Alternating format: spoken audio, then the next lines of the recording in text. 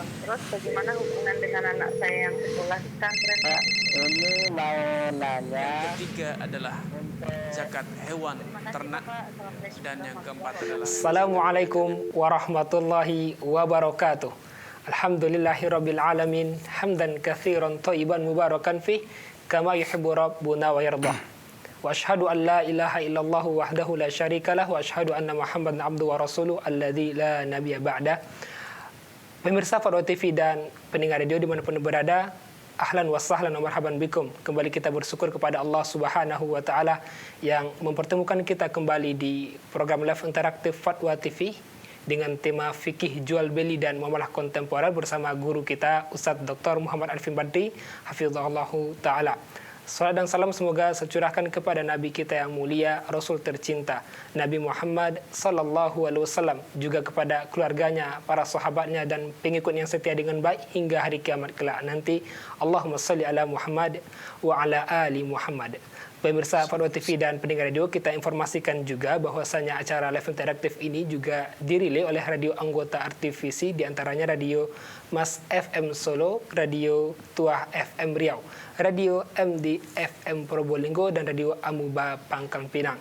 Dan bagi pemirsa yang ingin berpartisipasi langsung, bertanya langsung, bisa menghubungi di nomor 0331 544 6087. Dan alhamdulillah, sebelum kita ajak pertanyaan, telah hadir di studio kita ini Ustadz kita, pemateri kita, Ustadz Dr. Muhammad Arifin Badri hafizallahu taala, yang merupakan wakil merangkap anggota Dewan Fatwa Perhimpunan Al-Irsyad. Kita sapa dahulu. Assalamualaikum Ustaz. Waalaikumsalam warahmatullahi wabarakatuh. Bagaimana kabarnya Ustaz? Ahlan marhaban. Alhamdulillah sehat. Gimana antum, sehat ya? Alhamdulillah sehat Ustaz. Barakallahu fiik. Kembali berjumpa Ustaz ya. Alhamdulillah, hayakumullah. Dan seperti biasa Ustaz, di pembukaan ini kita minta berupa nasihat. Baik. Assalamualaikum warahmatullahi wabarakatuh. Assalamualaikum. Alhamdulillah wassalatu wassalamu ala Rasulillah wa ala alihi wa ashabihi wa man walah ma ba'du. Pemirsa Fatwa TV dan penyimak radio dimanapun Anda berada, alhamdulillah Allah Subhanahu wa taala masih berkenan melimpahkan banyak kenikmatan. Kalau kita terus berpikir dalam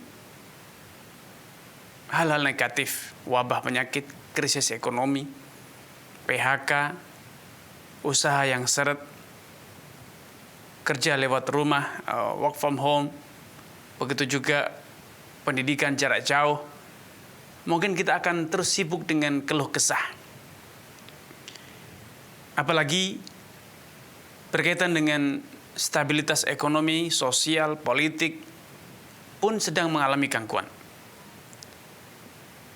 Satu fakta yang kalau kita terus kaji, terus kita lihat dari sudut yang negatif, maka kita akan terus berada dalam kegalauan, berada dalam kelemahan, dan membuang banyak energi, membuang banyak potensi, serta kesempatan yang kita miliki. Karenanya, sepatutnya seorang muslim segera berubah, segera memanage dirinya, pola pikirnya, membangun optimisme, membangun perilaku baru, gaya hidup baru, dan juga cara pandang baru dalam menyikapi suatu masalah. Seburuk apapun kondisi yang sedang kita alami, percayalah, Allah Subhanahu wa taala akan senantiasa bersama Anda jika Anda senantiasa bersama Allah Subhanahu wa taala. Wallahu ma'akum aina ma kuntum. Allah selalu bersama kalian dimanapun kalian berada. Allah Subhanahu wa taala juga telah berjanji bahwa seburuk apapun kondisi yang kita alami, kalau kita telah berserah diri, kita bertawakal kepada Allah, Allah akan memberikan jalan keluar. Allah tidak mungkin membiarkan hambanya terlunta-lunta. Allah tidak memungkinkan, Allah tidak mungkin membiarkan hambanya yang telah menengadahkan kedua tangannya, menyerahkan hatinya kepada Allah Azza wa Jal, hidup dalam ketidakpastian. Allah akan segera berikan solusi. Wa may yatawakkal 'alallahi fa huwa hasbuh. siapapun yang bertawakal kepada Allah, Allah akan cukupi dia sebagai hambanya dalam segala urusan, dalam segala masalah. Wa may yatawakkal 'alallahi yaj'al lahu makhraja. Siapapun yang bertawakal kepada Allah, Allah akan beri dia solusi dari semua problematika. Wa yarzuqhu min haitsu la yahtasib. Analisa boleh saja mengatakan krisis ekonomi ada di depan mata. Krisis sosial politik sedang melanda, dan bahkan mulai ada sudut pandang yang menyatakan, analisa yang menyatakan bahwa resesi ekonomi akan segera terjadi. Itu bisa saja orang menganalisa seperti semacam itu. Tetapi bagi orang yang beriman, ada satu pilihan saja. Hanya ada satu pilihan, yaitu berserah diri dan bertawakal kepada Allah. Terjadilah apa yang terjadi. Terjadilah apa yang terjadi. Selama kita telah menyerahkan urusan kita, kita terus berusaha dan berlindung kepada Allah Subhanahu wa taala. Kita bertawakal kepada Allah, maka percayalah, Allah akan cukup urusan Anda. Allah akan beri Anda jalan keluar. Dari mana? Dengan cara apa? Allah juga beri Anda rezeki. Dari mana? Dengan cara apa? Simak jawabannya. Wa yarzuqhu min haitsu la yahtasib. Allah akan berikan rezeki kepada Anda dari jalan, dari peluang yang tidak Anda duga-duga. Fir'aun ketika ia mengejar-ngejar Nabi Musa beserta umatnya, hingga di saat Nabi Musa terjepit, umatnya Nabi Musa mulai dirundung pesimis. Inna lamudrakun, kita pasti tertangkap, kata umatnya Nabi Musa. Maka Nabi Musa dengan tegar, kekuatan iman, tawakal kepadanya dan bertawakal kepada Allah, menjadikan Nabi Musa berkata, kalla inna ma'iya rabbi sayahdin. Tidak mungkin mereka bisa membinasakan kita, menangkap kita dengan segala apapun yang mereka miliki. Kenapa? Inna ma'iya rabbi sayahdin. Merasa bahwa Allah senantiasa bersamanya, itu adalah solusi. Merasa bahwa Allah senantiasa mendampingi Anda, itu adalah solusi, dan itu adalah jawaban dari apa yang Anda nantikan, dan itu adalah solusi yang Anda cari seharusnya. Bangkitkan dalam diri Anda bahwa inna ma'iya rabbi sayahdin, Allah selalu bersamaku, pasti Allah memberi jalan keluar. Nabi kita Nabi Muhammad SAW ketika berada dalam kondisi yang serupa, terjepit berada dalam gua, ya, ketika beliau sedang berhijrah menuju kota Madinah, beliau terjepit berada dalam satu gua. Kisahnya Anda pasti sudah mendengar, sering mendengar bahkan. Beliau bersama Abu Bakar, telik sandi utusan pasukan yang dikirim oleh Quraisy untuk mengejar Nabi SAW, telah sampai ke depan gua di mana beliau bersembunyi. Sehingga Abu Bakar dengan kalkulasi sebagai manusia biasa, dengan persepsi dan cara pandang sebagai seorang manusia wajar, dalam kondisi genting beliau mengatakan, ya Rasulullah, lau nadhara ahadum ila mawdi'i qadamihi la ra'ana. Andai satu saja dari mereka menunduk ke bawah, melihat ke tempat dia berpijak, niscaya dia bisa melihat kita. Lihat, tamatlah perjalanan kita, berakhirlah pelarian kita.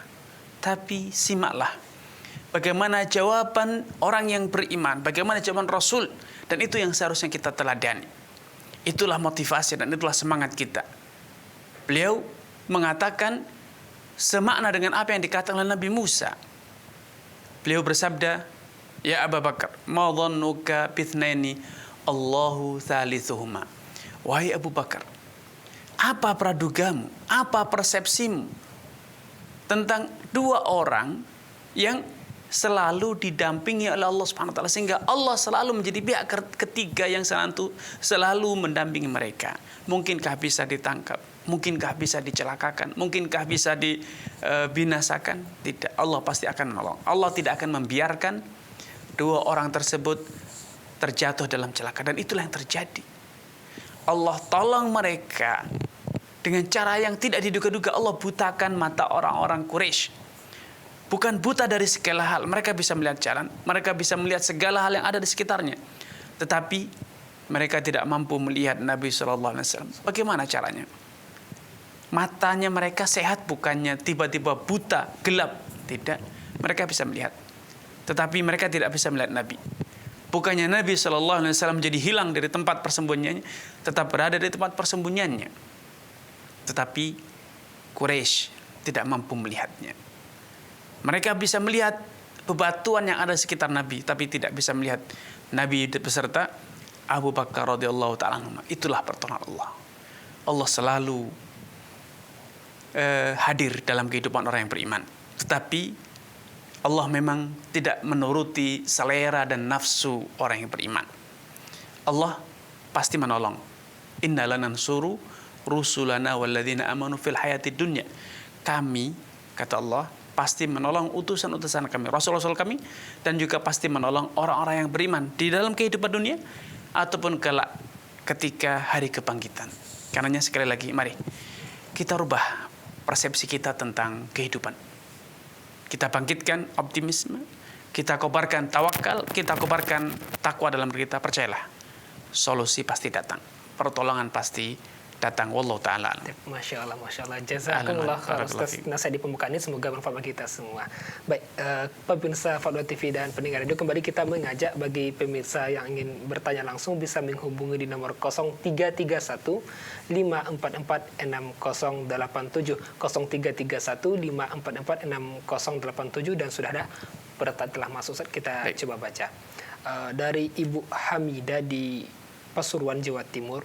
Ustaz, bagaimana hukumnya berdagang menggunakan sistem dropship dengan men-share video atau gambar atau foto produk yang dimiliki suatu produsen, di mana produsen tersebut menganjurkan atau meminta atau mengizinkan kami sebagai reseller men-share produk-produknya sebagai sarana marketing, sedangkan barangnya masih belum kami miliki, Ustaz. Ya. Ibu Hamidah ya. Nah, Ustaz. Ya, barakallahu fiik kepada Ibu Hamidah di Pasuruan atas kebersamaannya. Semoga Allah Subhanahu wa taala menambahkan taufik hidayah kepada Ibu Hamidah, keluarga, dan juga seluruh pemirsa dan penyimak radio dimanapun Anda berada. Sistem dropshipping yang Ibu Hamidah sebutkan dengan adanya izin dari pemilik barang untuk Ibu Hamidah ikut memasarkan, menetapkan harga, margin, keuntungan yang diberikan atau didapat, selama itu betul-betul atas koordinasi dan atas izin, atas restu dari pemilik barang, maka tidak masalah. Ya, walaupun tatkala Ibu Hamidah menawarkan produk, bahkan menjalin kesepakatan jual beli dengan konsumen, Ibu Hamidah belum memiliki barang. Ketika ada pemesanan, pembelian, Ibu Hamidah hanya mengirimkan notifikasi kepada penjual, yaitu pemilik barang, untuk mengirimkan kepada konsumen. Ini tidak masalah karena ini adalah skema wakalah ya. Tetapi ketika pemilik barang belum mengizinkan dan pembeli juga tidak melakukan pembayaran tunai, maka ini bermasalah karena termasuk jual beli barang yang belum dimiliki dengan pembayaran yang tidak tunai. Karena itu solusinya ada dua. Satu tadi, Ibu Hamidah meminta izin dari pemilik barang. Yang kedua, pembeli melakukan pembayaran tunai ketika melakukan pemesanan, sehingga ini masuk dalam kriteria akad salam. Wallahu ta'ala a'lam. Jazakallah khairan atas jawaban penjelasannya, semoga bisa dipahami. Beralih kita pertanyaan berikutnya, Ustaz, dari Bapak Ronald di Jawa Timur. Ustaz, tapi sudah ada telepon yang kita coba sapa. Assalamualaikum Fatwa TV. Assalamualaikum Ustaz. Waalaikumsalam warahmatullahi wabarakatuh. Bersama siapa di mana? Dari Ummu Lili dari Sidoarjo. Ya, silakan Ya, Ibu. silakan Ibu. Yang ingin saya tanyakan Ustaz, mengenai saya punya usaha kos.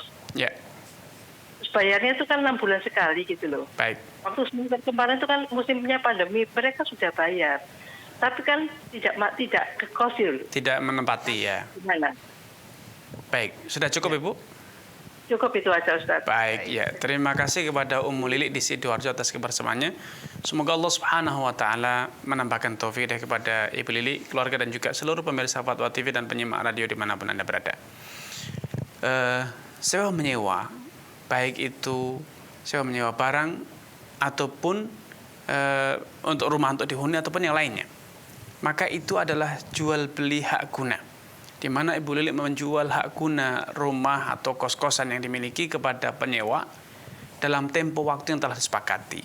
Sehingga ketika penyewa tidak menempati, tidak menggunakan rumah ataupun kos-kosan yang mereka sewa hingga berlalu masa sewanya, maka itu sepenuhnya adalah resiko dari penyewa. Ya. Selama Ibu Lili masih atau Ummu Lili masih memberikan kesempatan kepada mereka untuk menempati, namun mereka memilih untuk pulang, maka itu halal ya untuk uang sewanya digunakan oleh Ummu Lili seutuhnya tanpa mengembalikan sedikit pun. Tetapi ketika Ummu Lili memilih untuk jalur kekeluargaan karena mereka juga kejadian emergensi ya, tidak ada yang menginginkan wabah, Ibu Lili untuk memberikan pengembalian sebagian dari uang sewa, maka itu lebih baik. Maka tentu itu lebih baik karena ini adalah kondisi emergensi. Tidak ada yang mengharapkan kondisi semacam ini. Sehingga kalau Ibu Lili menempuh kekeluargaan mengembalikan sebagian dari uang sewa mereka karena mereka tidak menempati, itu lebih baik, namun itu bukan kewajiban. Kalau Ummu Lili memilih untuk menahan seluruh uang sewa karena secara de facto Ummu Lili masih memberikan kesempatan kepada mereka untuk menghuni kos-kosan mereka, maka ini juga tidak masalah. Wallahu taala a'lam. Masya Allah, jazakallah khairan atas jawaban penjelasannya, semoga bisa dipahami. Baik, kita bacakan yang tadi Ustaz dari Bapak Ronald di Jawa Timur. Ustaz, Ana ingin bertanya perihal tawaran sahabat Ana yang bekerja di perbankan. Tawarannya seperti ini Ustaz. Pengen dapat penghasilan dari rumah aja. Gampang, caranya ajak teman kalian buka rekening secara online, dari setiap orang yang kamu ajak dapetin Rp20.000. Kalau teman kamu ngajakin temannya lagi, dia dapat Rp20.000 juga, dan kamu masih dapat Rp5.000. Bagaimana Ustaz? Apakah diperbolehkan gitu? Ya, terima kasih kepada Bapak Ronald ya di Jawa Timur atas kebersamanya. Semoga Allah Subhanahu wa taala menambahkan taufik hidayah kepada Bapak Ronald, keluarga, dan juga seluruh pemirsa Fatwa TV dan penyimak radio dimanapun Anda berada. Perbankan, ada dua model perbankan konvensional, maka kita tidak boleh ya tolong menolong untuk memasarkan produknya apapun bentuknya, rekening ataupun yang lain, sehingga komisi yang diberikan atau kita dapat itu hukumnya haram. Tetapi kalau yang dimaksud adalah perbankan syariah, dan rekening yang dimaksud secara khusus adalah rekening wadiah, yaitu rekening yang tanpa bunga dan tanpa administrasi. Alhamdulillah saat ini di perbankan syariah, terutama perbankan plat merah, seperti saya sebut saja BNI Syariah, BSM, dan yang serupa, sudah ada fasilitas layanan rekening wadiah tanpa bunga dan tanpa administrasi. Maka halal untuk mendapatkan komisi dari memasarkan rekening tersebut karena ini akad yang secara syar'i tidak bertentangan dengan konsep syariah. Wallahu taala a'lam. Masya Allah, jazakallah khair Ustaz jawaban dan penjelasannya, semoga bisa dipahami. Dan sudah ada telepon yang menunggu. Baik, kita coba sapa. Assalamualaikum Fatwa TV. Assalamualaikum Ustaz. Waalaikumsalam warahmatullahi wabarakatuh. Ya, silakan Ibu Rosmini di Pacitan. Iya, kami mau bertanya. Silakan Ibu. Zakat. Baik. Zakat emas yang dipinjam orang. Baik Ibu. Yang memberikan zakatnya itu dari yang peminjam atau dari yang mempunyai barang. Baik Ibu. Sudah cukup? Terima kasih. Iya. Baik ya. Assalamualaikum warahmatullahi wabarakatuh. Waalaikumsalam warahmatullahi wabarakatuh. Ya. Terima kasih kepada Ibu Rosmini di Pacitan atas kebersamaannya. Semoga Allah SWT menambahkan taufik hidayah kepada Ibu Rosmini, keluarga, dan juga seluruh pemirsa dan penyimak radio dimanapun Anda berada. Para ulama berbeda pendapat ya. Sekali lagi terjadi perbedaan pendapat di kalangan para ulama ketika sejumlah emas, perak, atau sejumlah uang. Demikian pula halnya sejumlah hewan ternak ketika dihutang oleh orang. Sehingga dalam status ini ada dua pihak, yang berhutang dan yang dihutangi. Yang berhutang statusnya akan segera memiliki hewan ternak, memiliki emas, memiliki perak yang dia hutang untuk dia gunakan belanja dan keperluan yang lainnya. Sedangkan yang dihutangi atau yang disebut dengan pihak kreditur yang menghutangi, dia betul uangnya hilang, emas peraknya berpindah tangan, hewan ternaknya berpindah tangan, tetapi secara hukum dia masih dinyatakan memiliki, baik secara hukum syar'i ataupun secara hukum konvensional ya. Di negara kita secara ilmu akuntansi mereka masih di statusnya memiliki dana tersebut. Nah, dari tinjauan fikih, apakah harta yang telah dia pinjamkan kepada orang lain itu alias piutang itu gugur kewajiban zakatnya? Dari sekian banyak dalil dan pendapat yang diutarakan, wallahu ta'ala alam, pendapat yang menurut saya lebih kuat sesuai dengan dalil ya adalah pendapat yang mengatakan bahwa kedua belah pihak tersebut ya berkewajiban zakat. Adapun yang pihak kreditur maka jelas statusnya dia memiliki, statusnya dalam laporan keuangan misalnya dia memiliki piutang yang akan jatuh tempo dan akan dibayarkan pada waktu tertentu. Maka kewajiban berzakat tidak menjadi gugur gara-gara dananya dihutang oleh orang lain, karena statusnya adalah dia memiliki harta tersebut. Dan hukum zakat itu dikaitkan dengan status kepemilikan. Allah Subhanahu wa taala berfirman, khudh min amwalihim shadaqatan tutahhiruhum, pungutlah dari harta mereka. Kalau Ibu Rusmini ditanya, apakah Ibu Rusmini punya harta?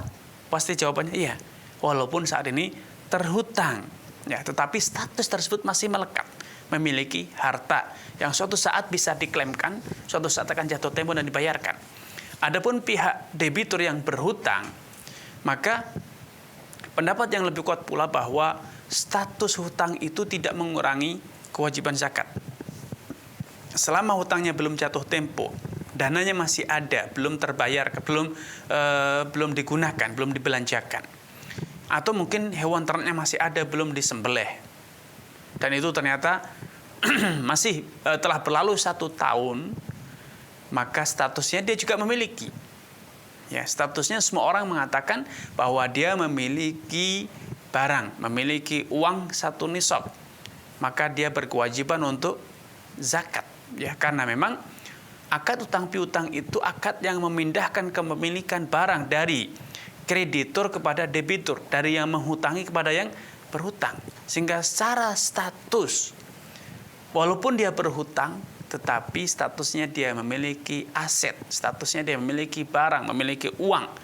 Dan sekali lagi, kewajiban zakat itu kaitannya dengan status kepemilikan. Siapapun yang memiliki harta 1 nisab, maka dia wajib menunaikan zakat. Seperti halnya ya, seorang petani yang dia memiliki hasil panen mencapai 1 nisab, maka dia wajib membayar zakat.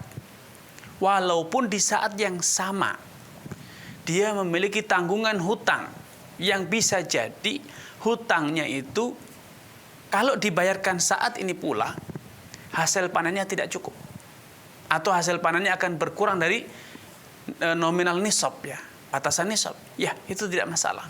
Karena dalam redaksi ayat Allah Subhanahu wa taala menyatakan wa atu haqqahu yauma hasadi, dan tunaikanlah hak pertanian itu kapan? Di saat panen.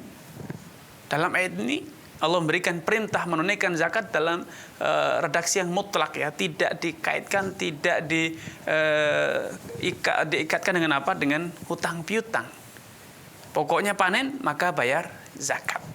Ya, makanya para ulama mengatakan zakat pertanian tidak dikurangi dengan kewajiban hutang yang harus dia bayarkan.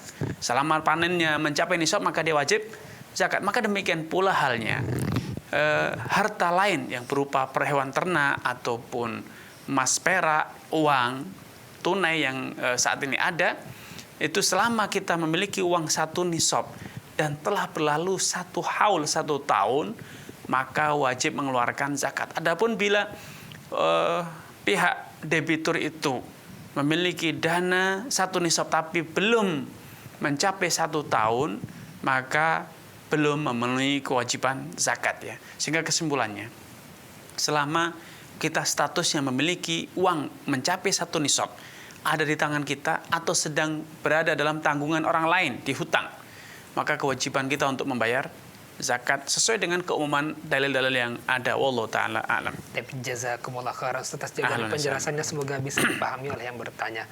Baik, kita bacakan soal berikutnya. Namun sebelum itu, pemirsa Parwa TV dan pendengar radio, kembali kita mengajak bagi pemirsa yang ingin bertanya langsung bisa menghubungi di nomor 0331 544 6087 0331 544 6087. Baik Ustaz, ada soal dari Bapak Sukri di Palembang. Ustaz, ana seorang PNS guru. Sebelum belajar kajian sunnah dan ilmu syar'i, 4 tahun yang lalu ana pernah gadaikan SK di bank konvensional untuk beli rumah subsidi KPR.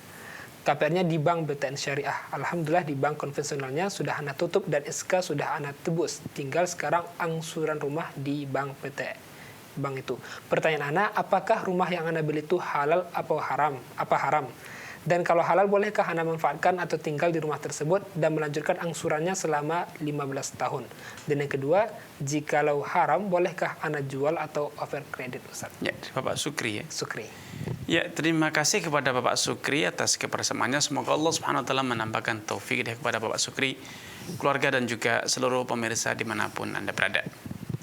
Para ulama telah menjelaskan bahwa berhutang, baik hutang barang ataupun hutang uang, itu tidak boleh ada pertambahan nilai atau yang disebut dengan riba. Sehingga siapapun dari kita yang berhutang barang yang nilainya 100 juta, maka pengembaliannya ya 100 juta.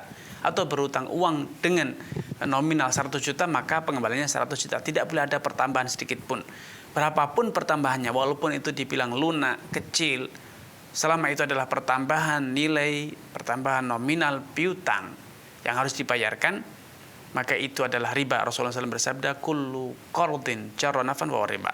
Setiap piutang yang mendatangkan keuntungan, maka itu adalah riba. Nah, dalam praktek yang Bapak Sukri utarakan di atas, pembelian KPR, kredit kepemilikan rumah ya, menggunakan skema KPR yang berbunga, nominal atau nilai rumahnya senilai 200 juta, namun dicicil dalam sekian tahun, yang kalau dikalkulasi maka muncul tagihannya menjadi 290 atau bahkan mungkin 300 juta. Ini adalah riba.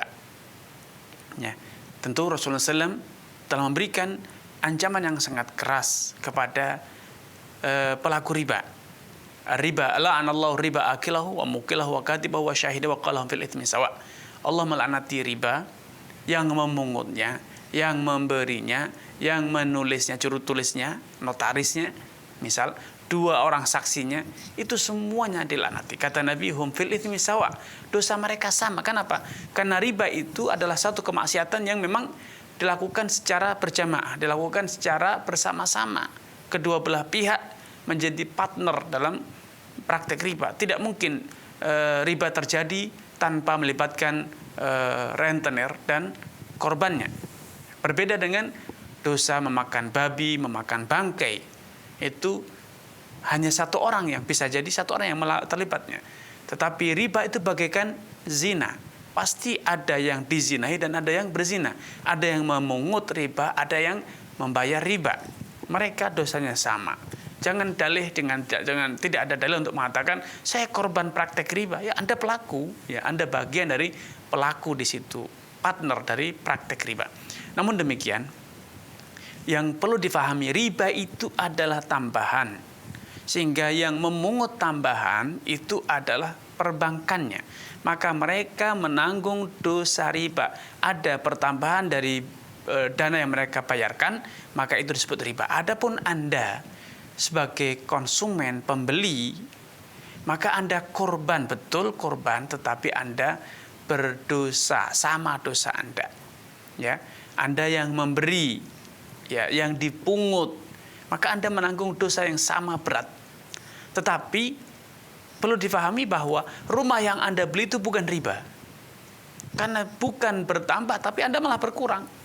Seharusnya dengan dana 300 juta Anda dapat rumah yang besar, tapi karena praktek riba, rumah yang Anda miliki hanya rumah kecil ya, subsidi misalnya, semuanya SS serba sederhana misalnya, sangat sederhana. Nah ini tentu tidak bisa dikatakan riba, justru Anda dirugikan dengan praktek semacam ini. Anda dizalimi, bayar banyak tetapi dapat kecil, dapat sedikit. Sehingga secara hukum rumah yang Anda beli itu halal untuk Anda gunakan, namun Anda menanggung dosa menjadi partner rentenir, ya, menjadi partner rentenir sampai Anda lepas, Anda lunas dari praktek tersebut. Sehingga solusinya menurut saya, kalau bisa segera dilunasi, lunasilah, agar dosa riba tidak berkepanjangan, agar Anda segera bisa Anda terbebas dari praktek riba. Adapun rumah itu sekali lagi halal untuk Anda gunakan. Anda bisa melunasi atau Anda terpaksa harus mengikuti cicilan selama tenan atau jatuh tempo yang telah ditetapkan atau disepakati. Rumah tersebut halal bagi Anda, tetapi Anda menanggung dosa telah menjadi partner riba. Solusi pertama, Anda segera lunasi. Kalau tidak, Anda minta untuk restrukturisasi, yaitu dihapuskan bunganya, Anda bayar pokoknya saja. Dan Anda sepatutnya berkonsultasi dengan rekan-rekan lawyer, pengacara, agar mereka memberikan support kepada Anda dan pendampingan bagaimana caranya, celah hukum apa yang bisa dimanfaatkan agar komponen bunga itu bisa dihapuskan. Dan itu alhamdulillah ada. Anda silahkan berkonsultasi dengan pengacara, mereka tahu celah hukum yang bisa dimanfaatkan untuk menghapuskan komponen riba. Kemudian kalau itu tidak mungkin, restrukturisasi hutang tidak bisa dilakukan karena Anda tidak punya pengalaman, tidak ada yang memberikan support kepada Anda, maka yang ketiga yang bisa Anda lakukan adalah Anda mungkin bisa menempuh solusi emergensi, solusi darurat, yaitu oper kredit. Anda jual rumah tersebut kepada orang lain yang meneruskan cicilannya, dan Anda mendapatkan dana tunai. Bisa jadi Anda telah melakukan cicilan, pembayaran itu setengah dari masa cicilan, sehingga Anda mendapatkan dana tunai, dan kemudian dengan dana tunai itu Anda bisa kontrak rumah yang sesuai dengan keinginan Anda, atau bahkan mungkin Anda membangun rumah sesuai dengan kondisi keuangan yang ada pada diri Anda. Ini 3 solusi yang bisa Anda lakukan. Manapun yang Anda pilih, maka insya Allah itu adalah yang terbaik untuk Anda. Wallahu ta'ala a'lam. Jazakumullah khairan atas jawaban penjelasannya, semoga bisa dipahami. Baik, kita bacakan soal berikutnya dari hamba Allah Ustaz di Jawa Timur. Ustaz, apa hukumnya menjual Al-Quran dengan terjemahan seseorang? Kita tidak tahu seberapa ilmunya dan beliau ahli apa, kita juga tidak tahu, Ustaz. Baik. Ya, dari hamba Allah ya. Ya, terima kasih kepada saudara kita yang telah mengirimkan pertanyaan ini. Semoga Allah Subhanahu wa taala menambahkan taufik hidayah kepada Anda, keluarga, dan juga seluruh pemirsa dan penyimak radio dimanapun Anda berada. Secara prinsip, terjemahan Al-Quran itu adalah gubahan, itu adalah upaya seseorang untuk menjabarkan kandungan dan arti dari Al-Quran. Itu adalah suatu hal yang baik. Karena Anda dengan menerjemahkan Al-Quran, kalau memang Anda betul-betul memiliki kapasitas untuk melakukan hal itu, Anda telah berusaha memiliki peran untuk menjembatani masyarakat yang buta huruf Al-Quran, buta arti Al-Quran. Mereka Anda jembatan untuk bisa memahami arti Al-Quran secara global. Ya, tentu terjemahan siapapun tidak akan bisa sepadan dengan arti Al-Quran yang Allah inginkan, karena kandungan Al-Quran sangat luas untuk bisa digubah dalam 1 bait ataupun 2 bait kata. Karenanya kitab-kitab tafsir berpuluh-puluh jilid, dan itu pun para ulama ahli tafsir mengakui tafsir siapapun yang paling bagus, yang paling luas pun belum bisa menggubah seluruh arti Al-Quran. Sehingga kesimpulannya, terjemahan siapapun dalam bahasa apapun itu adalah upaya untuk memahamkan arti Al-Quran secara global. Masing-masing dengan kemampuan penterjemah untuk mengungkapkan pemahaman dia terhadap apa yang Allah inginkan dalam ayat-ayat tersebut. Sehingga pasti ada kekurangan, ada perlu direvisi dan seterusnya. Tapi itu bukan alasan untuk kemudian kita mengabaikan upaya seorang dalam berkontribusi menerjemahkan Al-Quran. Itu perlu diapresiasi. Adapun kesalahan dan kekurangannya itu yang harus dikoreksi dan disempurnakan oleh orang yang menemukan kesalahan tersebut, ya. Sehingga menjualnya selama itu pentafsirnya atau penerjemah itu memang memiliki kapasitas untuk menerjemahkan Al-Quran, memiliki skill keilmuan, maka insya Allah tidak masalah Anda menjualnya, karena dengan menjualnya berarti Anda telah berkontribusi pula untuk ikut menyebarkan, memasyarakatkan Al-Quran, memasyarakatkan arti-arti Al-Quran. Wallahu ta'ala a'lam. Masya Allah, jazakumullah khairan Ustaz atas jawaban dan penjelasannya, semoga bisa dipahami. Berikutnya kita bacakan soal dari saudara Radefson Siddiq di Sumatera Selatan. Radefson Siddiq. Ayo, Ustaz. Apa artinya, Ustaz? Tidak tahu. Saya ingin membayar hutang, Ustaz, tetapi orang tersebut tidak tahu kemana dan Ana juga lupa nama orang tersebut. Ana coba cari di medsos orangnya, tapi Ana lupa namanya dan udah lama nggak ketemu. Karena Ana hutangnya sekitar tahun 2016. Bagaimana cara membayarnya, Ustaz? Baik. Radefson Siddiq, ya. Ya. Baik, kepada saudara Radefson Siddiq, barakallahu fiikum wa athabakumullah atas kebersamaannya. Semoga Allah Subhanahu wa taala menambahkan taufik dari kepada Anda, keluarga, dan juga seluruh pemirsa Fatwa TV dan penyimak radio dimanapun Anda berada. Sebisa mungkin Anda berusaha mencari tahu siapakah dia, di mana dia tempat berada sekarang, baik dengan mencari alamatnya ataupun bertanya kepada tetangga, kawan, saudara yang mengenal orang tersebut. Mungkin orang tersebut pernah kontrak di satu rumah, kemudian pindah kota. Minimal Anda bisa mengenali orang tersebut dengan bertanya kepada Pak RT setempat. Tahun sekian ada pengontrak, siapakah dia? Itu insya Allah masih bisa ditemukan datanya. Kalau dia kerja di perusahaan atau dia berjualan di suatu tempat misalnya, Anda bisa bertanya kepada orang sekitar Anda yang juga mungkin mengenal orang tersebut. Pada tahun sekian ada yang berjual misalnya bakso di tempat ini dulu digunakan seseorang untuk berusaha makanan misalnya, gorengan. Siapa ya namanya? Antum tanyakan kepada masyarakat sekitar yang memungkinkan untuk bisa Anda tanya dan mengenali orang tersebut. Kalau itu sudah Anda lakukan semaksimal mungkin dan Anda menemukannya, maka Anda harus membayarnya kepada orang tersebut. Menghubungi orang tersebut, mencarinya, dan kemudian membayar sejumlah hutang yang harus Anda bayarkan.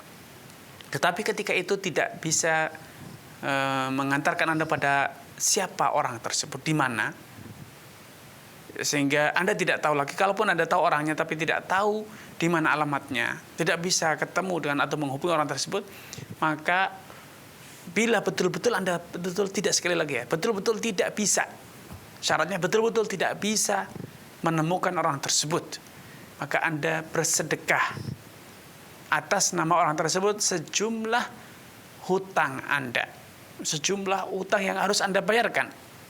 Sehingga dengan bersedekah seperti ini, seperti kata para ulama, Anda telah menyiapkan pahala sebesar uang yang Anda hutang. Sehingga kelak di hari kiamat ketika dia menuntut di hadapan Allah, Allah akan tebus ya hutang Anda dengan pahala sedekah atas nama orang tersebut. Sehingga Anda boleh dikata telah lunas membayar hutang tersebut. Tapi kapan? Di akhirat. Adapun di dunia, maka belum, karena orang tersebut belum mendapatkan haknya. Karenanya para ulama mengatakan kalau ditakdirkan suatu saat ketemu, walaupun Anda sudah bersedekah atas nama orang tersebut, Anda tawarkan kepadanya bahwa saya sudah mencari, saya sudah berusaha menemukan Anda, tapi sekian lama tidak ketemu, dan alhamdulillah sekarang ketemu. Saya sudah bersedekah atas nama Anda sejumlah hutang yang harus saya bayar. Kalau Anda mau, Anda mencukupkan dengan hal itu, maka Anda akan mendapatkan pahalanya di hari kiamat. Tapi kalau Anda tidak mau, Anda akan saya beri lagi, Anda akan saya bayar lagi sejumlah hutang yang harus saya bayarkan, sedangkan pahala sedekah itu akan kembali kepada saya sendiri. Itu solusinya. Kenapa? Karena bersedekah atas nama pemilik itu adalah solusi emergensi.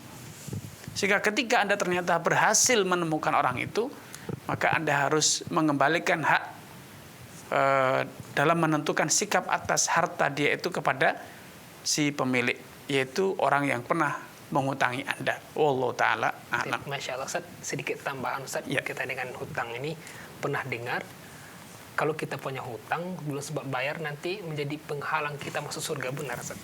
Ya, jadi bukan menjadi penghalang dalam arti tidak akan bisa masuk surga sama sekali. Artinya akan dihisab sampai betul-betul hutang itu terbayar. Ya, terbayar itu berarti bisa dengan pahala dia di akhirat akan diminta dan diberikan kepada yang menghutangi, atau sebaliknya dosa yang menghutangi akan dibebankan kepada yang berhutang dan belum membayar tersebut. Satu dari dua. Makanya Nabi SAW bersabda, "Mangkanat indahu madlamatun li akhih." Siapapun yang melakukan satu kezaliman ya kepada saudaranya, falyatahalal minhul yaum. Hendaknya segera dia minta dihalalkan, dimaafkan atau ditebus ya. Sebelum datang hari yang tidak lagi berguna dinar ataupun dirham. Yang ada adalah pahala. Kalau dia punya pahala, maka dengan pahala itu dia akan menebus hutang yang belum terbayar. Kalau dia tidak punya pahala, maka dosa-dosa orang itu yang akan dipikulkan sebagai tebusannya. Wallahu a'lam. Ngeri juga utang Ustaz ya. Betul. Masya Allah. Jazakumullah khairan atas jawaban dan penjelasannya, semoga bisa dipahami. Pemirsa Fadwa TV kembali dan pendengar radio kembali, kita mengajak bagi pemirsa yang ingin bertanya langsung bisa menghubungi di nomor 0331 544 6087 0331 544 6087. Kembali kita bacakan soal berikutnya dari hamba Allah Ustaz di Jawa Barat. Ustaz, ibu saya pinjam emas 10 gram, sebenarnya udah saya berikan kepada ibu saya, tetapi ibu saya tetap mau mengembalikannya.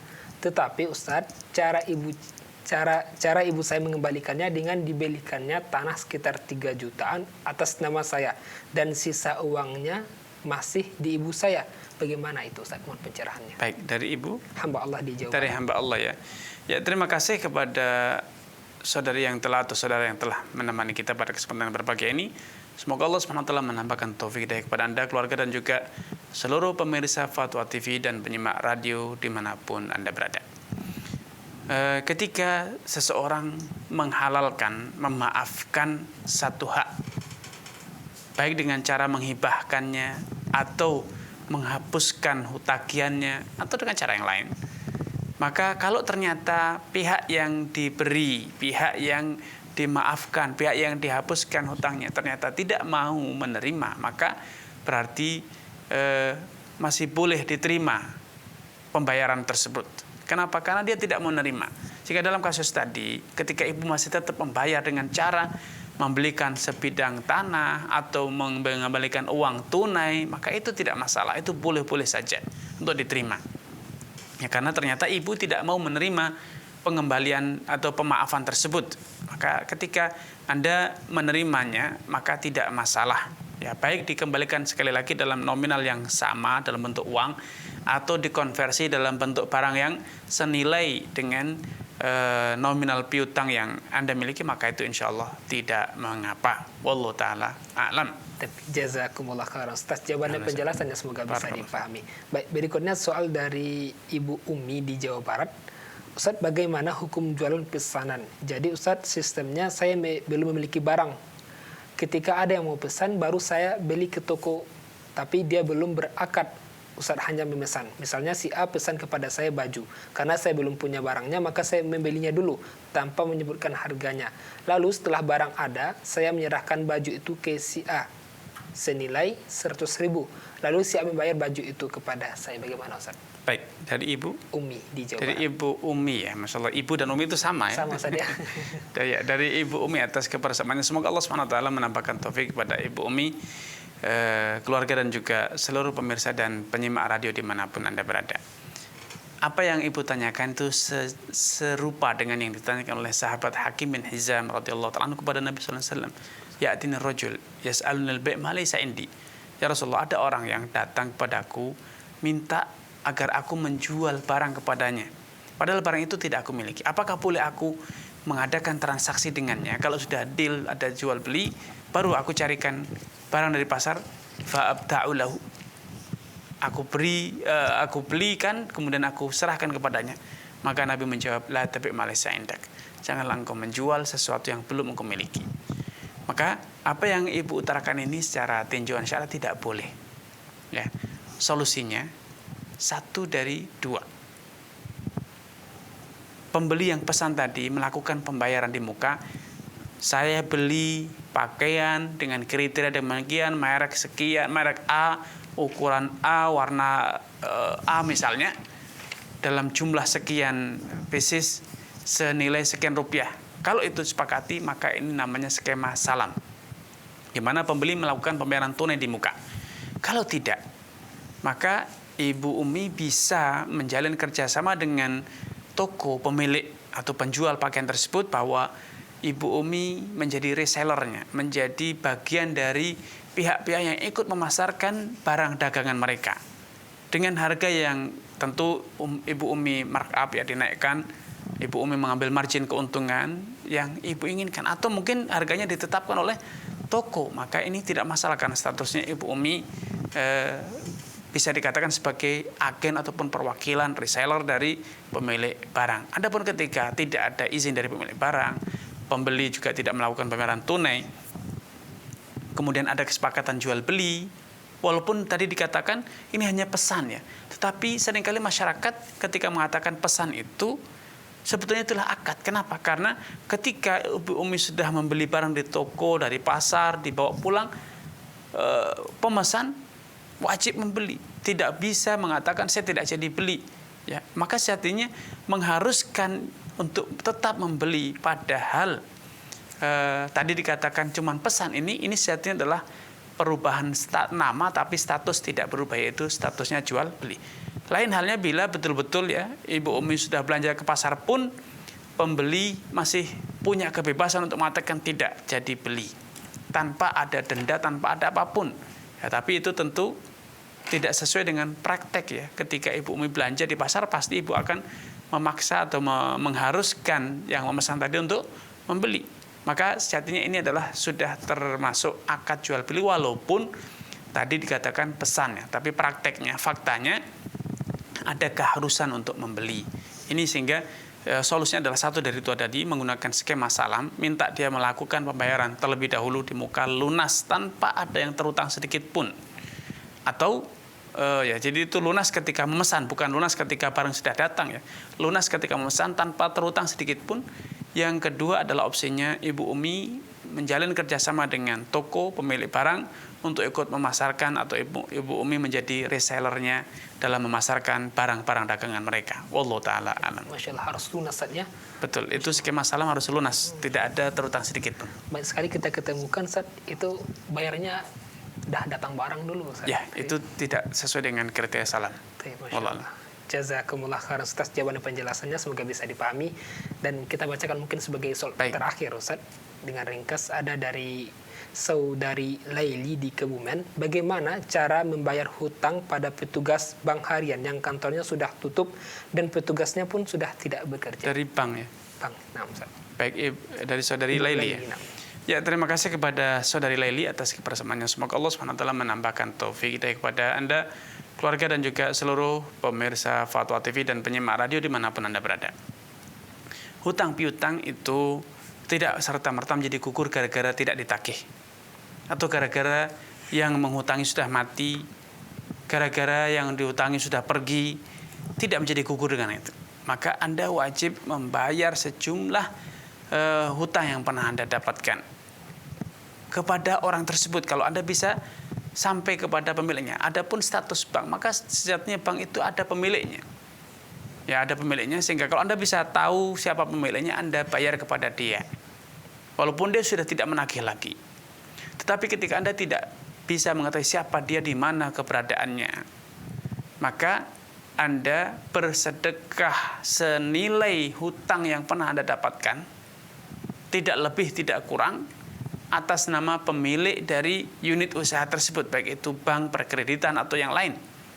Ya, Anda bersedekah atas nama pemilik bank tersebut sejumlah hutang yang Anda dapat tanpa ada pertambahan ataupun pengurangan.